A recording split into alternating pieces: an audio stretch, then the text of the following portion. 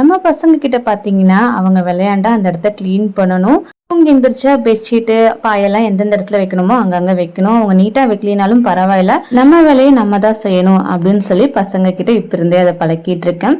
Evening ஸ்நாக்ஸுக்கு உருளைக்கிழங்க வச்சு எதாவது ரெடி பண்ணலாம் அப்படின்னு அதாங்க பண்ணிட்டு இருந்தேன். 3 உருளைக்கிழங்கு தண்ணி ஊத்தி ஒரு 3 விசில் விட்டு வேக வச்சுட்டு, தோலெல்லாம் எடுத்துட்டு அத நல்லா மேஷ் பண்ணிக்கலாம். இது கூட கொஞ்சமா சால்ட்டு, பெப்பரு, சீரகத்தூள், காரத்துக்கு தகுந்த மாதிரி மிளகாத்தூள், 2 ஸ்பூன் அளவுக்கு கார்ன்ஃப்ளவர் மாவு போட்டு நல்லா மிக்ஸ் பண்ணிட்டு, சப்பாத்தி மாவு பிசைவோலங்க அந்த மாதிரி பிசைஞ்சிட்டு இந்த மாதிரி ரோல் பண்ணி சூடான எண்ணெயில் பொரிச்சு எடுக்க வேண்டியதுதான்.